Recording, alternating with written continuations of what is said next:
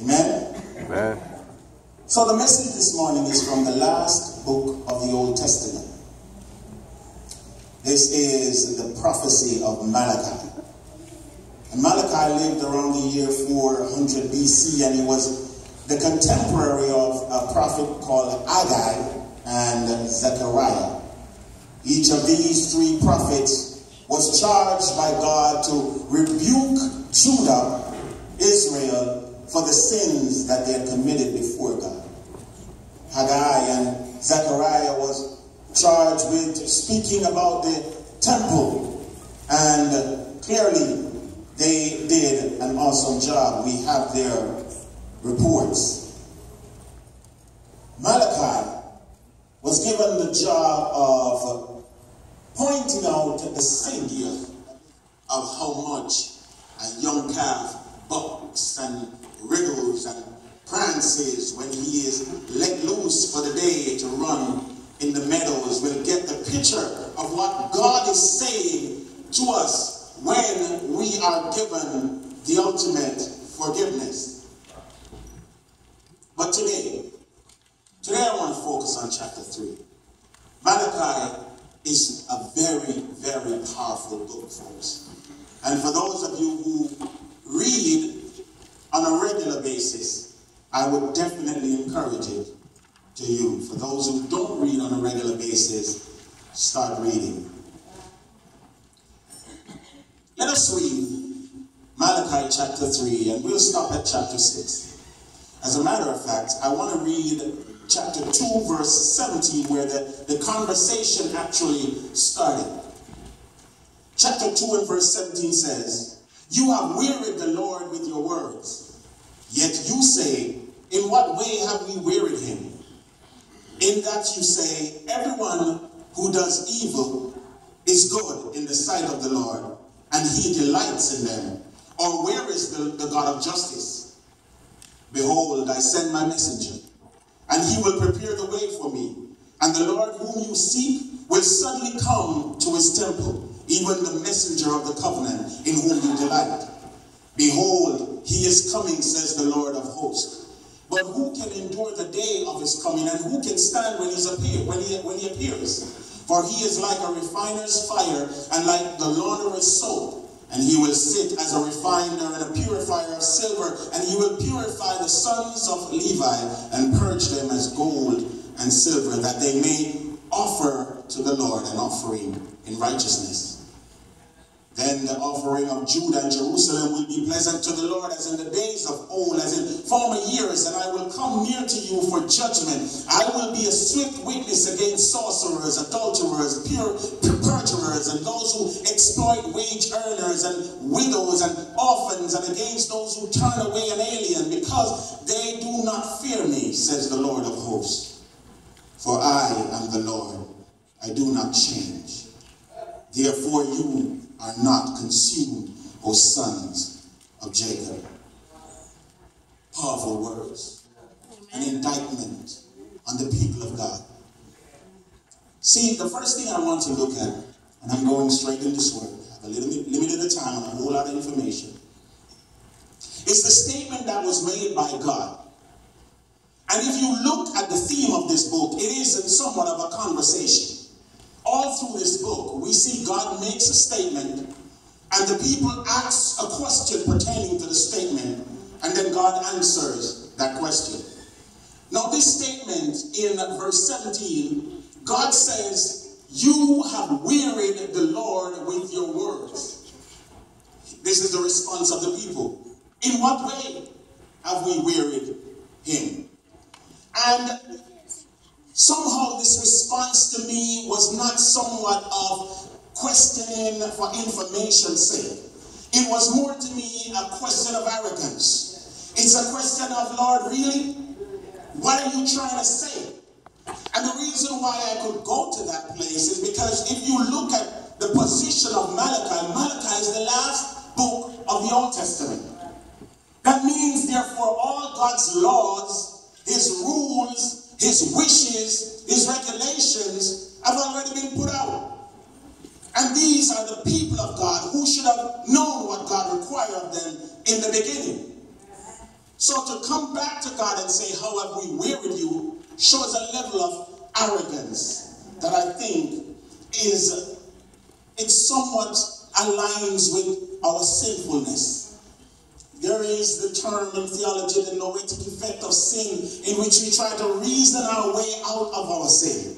Just as Adam did when God said to him, why did you eat the fruit? And he said, it wasn't me. It was the woman that you gave me. So ultimately, it's really you are the problem, God. We do that sometimes. So we go to God and we say, in what way have I wearied you? With our arrogance, we step to God to say, God, if you have a problem, explain your problem. And if I don't see it as being rational, then, hey, you just deal with your problem. This is somewhat how we deal with each other anyway. So who makes God different, right? Right? See, God used the example of the refiner and the minerals, and I believe that was purposeful, because just as how the mineral is cold and the metals rather is cold and unyielding and as it were stubborn, it's the same way that we approach God sometimes, without resolve. If God wasn't a great refiner, he could not break us and mold us into what he wants. But today we're going to look at the fact that the refiner is doing his job. And the refiner has to do this job. And this job is something that we all who love God must endure in order to remove sin from our lives. First words of chapter 3 seemingly answered the question of those days. God is saying to those who would ask him a question, listen, I've got this. I have this in the bag. He gives us two prophecies in chapter 3. And these prophecies are of John the Baptist, who is coming as the forerunner of Jesus, the harbinger of Jesus. And he also prophesies Jesus himself, who is coming. And his prophecy about Jesus is where we want to put the meat of the matter today. Jesus, he says, is the messenger of the covenant. The Lord Jesus is coming to prepare the sinner's heart to be in his temple by the ministry of his word and by the conviction of his spirit. Jesus, he enters it as the messenger of peace and consolation. You see, when Jesus comes, God is saying, no hypocrite or formalist can endure his doctrine or stand before his tribunal. Jesus Christ, God is saying, is coming to distinguish men and to separate between the precious and the vile. Jesus Christ will sit as a refiner. Jesus, by his gospel, shall purify and reform his church, and his Holy Spirit will be working with it. And he will regenerate and cleanse the people's soul. God is saying Jesus will take away the dross that is found in them. He will separate their corruptions, which renders their faculties worthless and useless. See, the believer, ladies and gentlemen, need not fear the trials and afflictions and temptations that come. Because when these things come, it is the process by which Christ is refining us for his use. He will take care, ladies and gentlemen, to not let the fire be too intense that is needed for his good. See, I love this passage of scripture. I love this whole conversation because it is full of so many imagery, full of so much hope. Because I don't know about you, but I've endured. I've been there. I've gone through situations that makes my head hurt. That makes me go to the doctor, and the doctor says, listen, you can either endure it or we'll give you some pill. Nowadays, when they give you a pill, you don't want it. Because the pills turn you into zombies. You walk around staring into space. Why do you think so many people doing so many crazy things? Because the doctors are not healing anybody nowadays. They're just maintaining and containing you. And some of them making it worse. Hallelujah. Sister Winter not here. Sister Brown not here. Check it out. See, God, through Jesus Christ, takes us, ladies and gentlemen, and He puts us into what is called a crucible. Powerful word. A crucible. Now, a crucible, ladies and gentlemen, is a place where metal is put in. And it is of such strength that the fire can be turned up under the crucible. And whatever metal is inside of the crucible burns and melts, but the crucible is not burned. Crucible is also a place where an occasion is happening for severe trials and testing. A crucible is where some different elements are placed in interaction and something new comes out of the end of it. So Jesus Christ takes us and puts us in that crucible.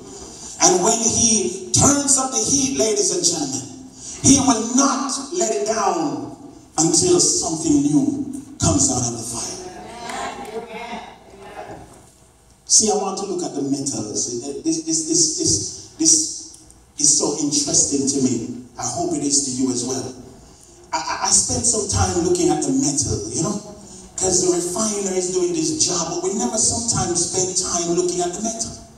And it's interesting to me of the different metals. Now, there are so many metals on the periodic scale that I couldn't go there. I went into the Bible and I looked at what the Bible talks about, you know, those metals. And let's start with gold. Because some people would think of themselves as gold. See, the Bible put personification on the metal. He calls us different metals. He says we're tin and we're silver and we're gold and stuff like that. So I took the liberty. See, some people say, I'm gold. Everybody would want to say that they're gold because gold is valuable. Yes, the very most important thing about gold is that it is valuable. Of all the minerals mined on the earth, none is more useful and beautiful than gold. Its usefulness comes from different properties. You see, gold conducts electricity.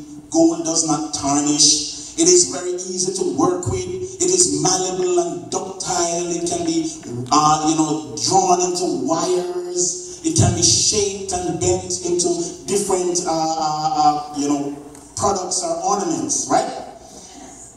And when you look at gold, there is not much that you can say negative about gold. It is brilliant in its luster. And when it is polished, it's even more so desirable. Let me give you an example of how gold is desirable. When the Spanish conquistadors, that's the word, right? Yes, help me. When they came to Mexico, Cortez, I think his name was. And when they got to Mexico, they saw the Aztec Indians in Mexico. Now these two races of people has never met before in history.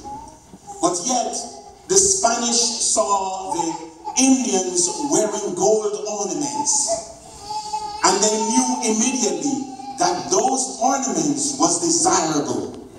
Now, two races of people who had never had interaction with each other had one common denominator. They both desired gold. Human beings have desired gold from the dawn of human beings. And there is no way that we can change that. It is just one of those metals that has taken us by storm, I guess. See, everybody wants to be gold. But one of the interesting things I found out about gold, and this could be the weakness of gold, is that pure gold is very weak. And therefore, gold in and of itself cannot be used in any other form of industry other than ornamental or maybe dentistry. You know, you put in gold teeth. Because if you were to have a block, for instance, or a column made of pure gold, immediately it would collapse on itself. Because gold in its purest form is weak. Therefore, those of us who would aspire to be gold must consider that we need to align ourselves with other lesser expensive metal in order to be strong enough to be used in a practical way. Otherwise, we are just ornaments waiting to be taken on and put off as the desire affords itself. See, gold, ladies and gentlemen, we look at 14 karat gold and 8 karat gold and 18 karat gold. And of course, the most precious gold is 24 karat. But when we see the caratage change, we must understand that's when the gold is mixed. See, the strength of the gold is in what it's mixed with. So gold needs other metals more than anything else. Let us look at silver. Some people would want to be silver. See, silver is practical. Silver is one of those metals that is very nice as well, white and lustrous, and it is, as again, it is soft. But silver is also a very excellent conductor of heat and electricity.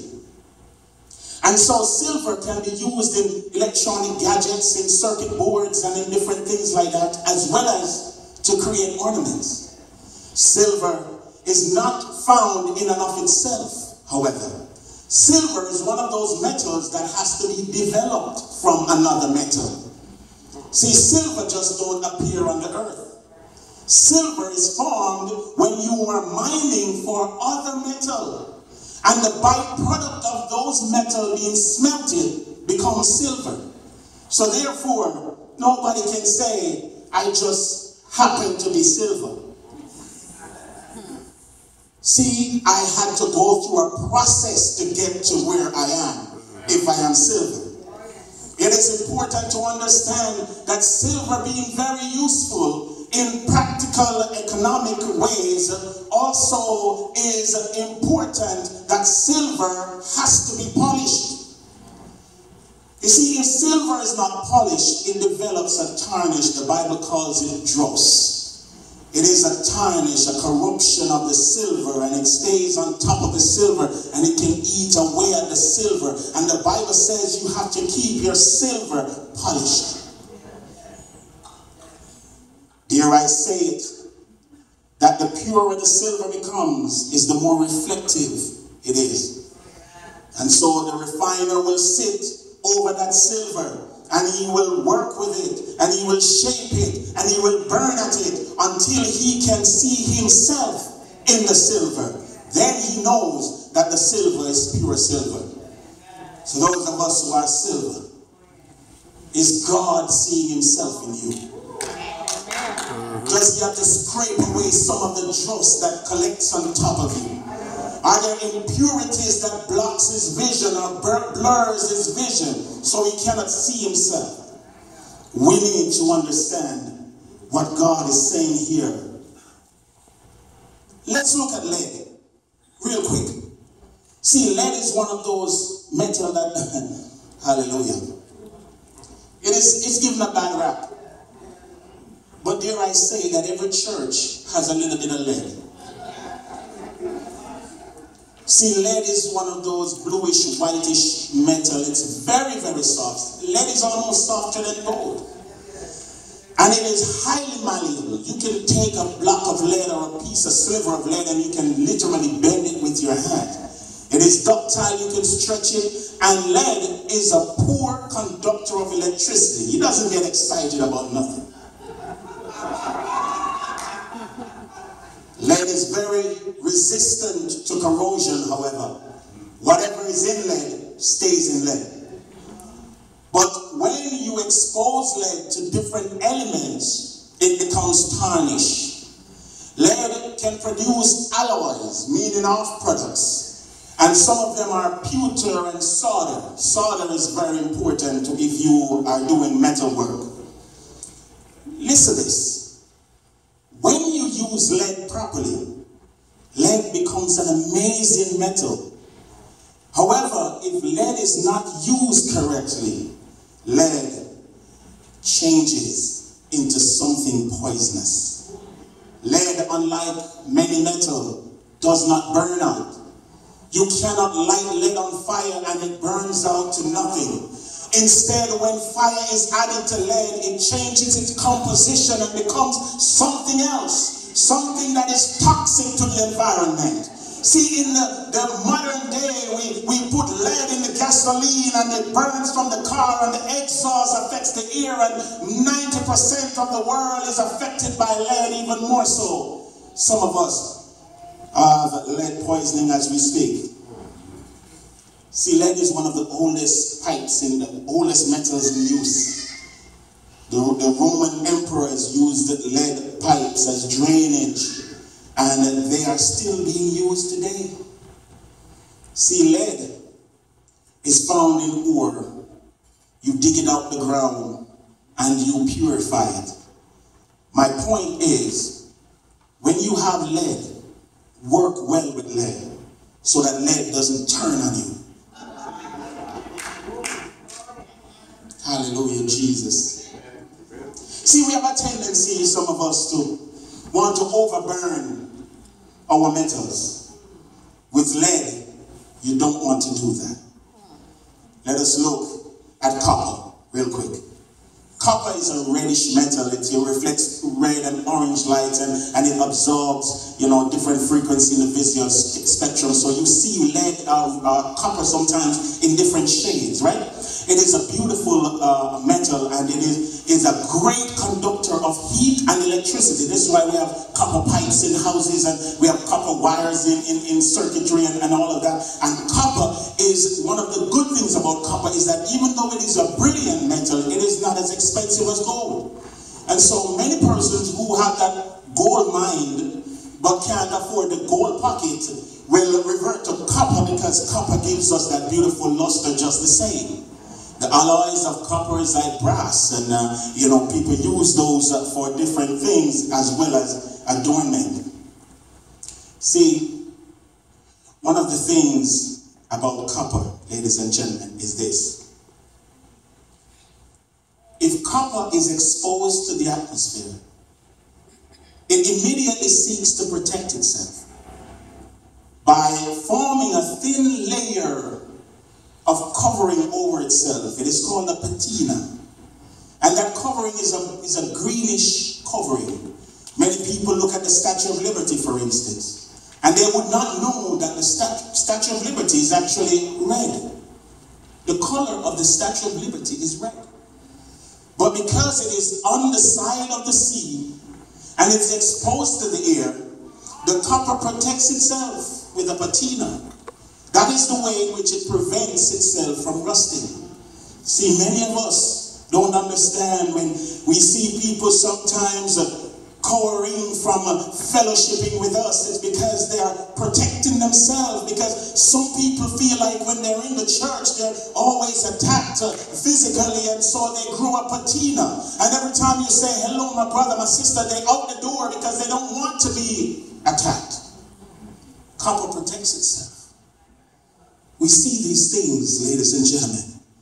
We take them for granted, but the refiner knows. He knows every metal, its composition, its strength, and its weakness. Let us look at iron real quick, because sometimes nobody wants to be iron. All iron, nobody wants to be iron. Iron, ladies and gentlemen, is the most useful metal in the world. 95% of all the metal tonnage produced worldwide is iron. The very core of the earth, they believe, is made up of iron and nickel. Iron, ladies and gentlemen, is what has set this world on the course that it is today. If we did not have iron, we would not have a civilized civilization. You see, iron is common, but iron is useful. There is no church that can be established both physically and relatively, metaphorically, without iron. Iron is the hardest of all metal. Iron cuts every other metal. And the crucible in which metals are melted are usually forged from iron.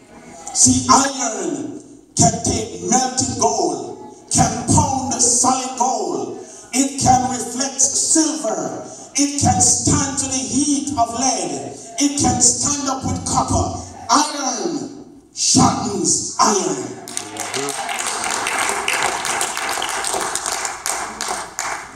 See, just as our metals have their personality, ladies and gentlemen, so do we all in the body of Christ. The most important thing to know is that the refiner knows how to deal with us on an individual basis. Hallelujah. Glory to God. He knows our complexities. He knows what makes us turn, what makes us melt.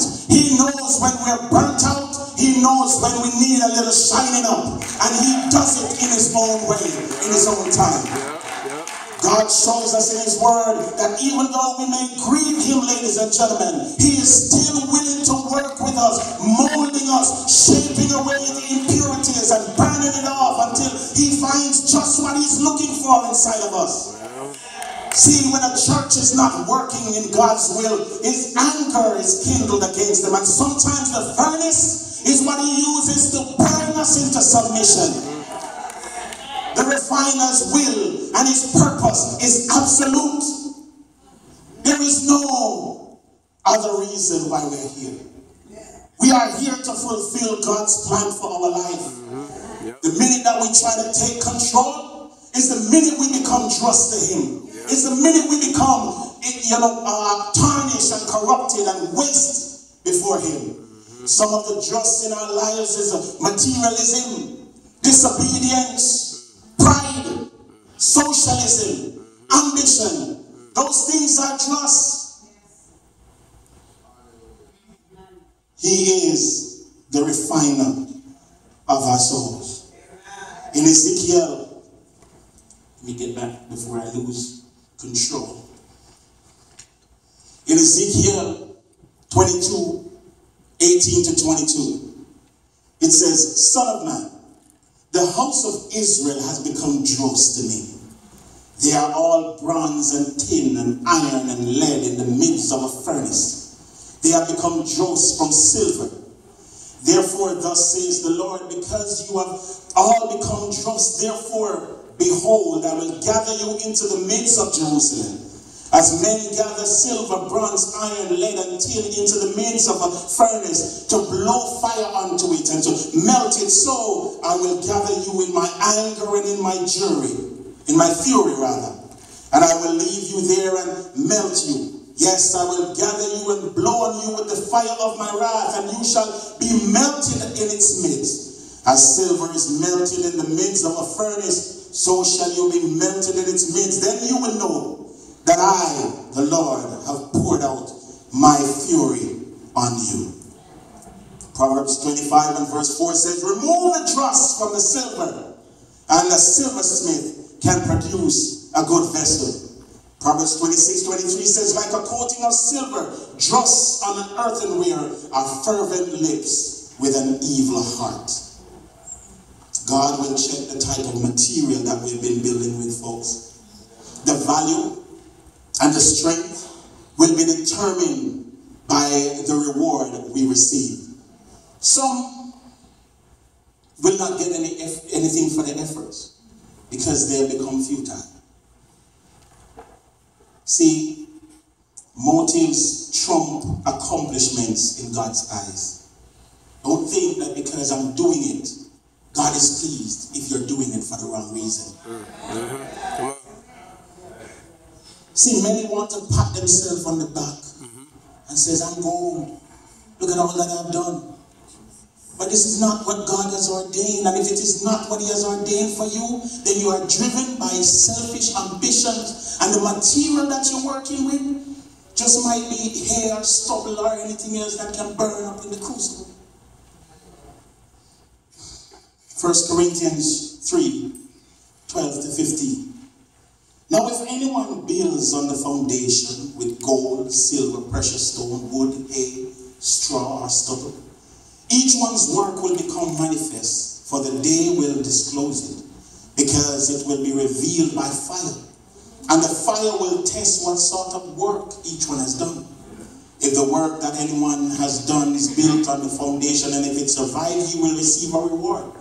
If anyone's work is burnt up, he will suffer loss. even though he himself will be saved, but only as through fire. See, God judges us, folks, but he is still merciful. He still wants to save us. He still wants to take us in and be with us. Job, let's look at Job real quick. Job was sure when he was going through his issues that he had examined himself before God. And when he looked at his life, he saw that in his life he was pleasing God in every area of his life. And he was sure that this thing that he was going through was a test. And he was also sure, ladies and gentlemen, that when he has gone through this test, that God would exonerate him. You see, I am praying this morning that when the refiner puts me in the fire and starts to work on me, ladies and gentlemen, that he will not stop blazing the fire until what he wants to come out of the crucible will come out in front of him. See, for many of us, we pray and say, God, take away the fire. But if he stops burning that fire before his work is done, then you will have become something that nobody wants to use. And he will not use you as well. So this morning, if you're going through your struggles like Job said, ladies and gentlemen, but he knows the way that I take. And when he has tried me, I shall come out as pure gold. This morning, allow the Lord to blaze that fire on you. Allow his work of refining you to be done in your life. That way you can come out and be used by God in a purposeful way. See, the work of the refiner is threefold.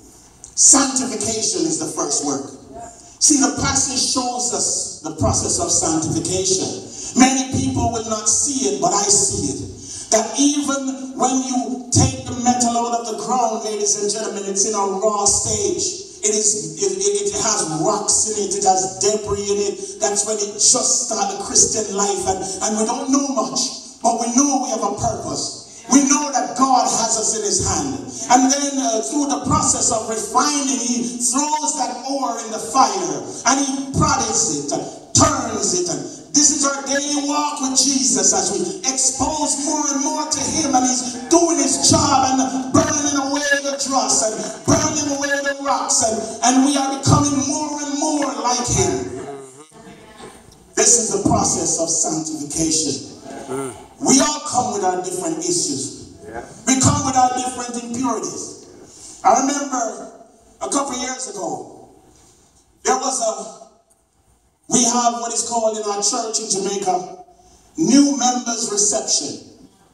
And I remember we sat down with the senior pastor and we were playing dominoes. Pastor Guthrie can relate.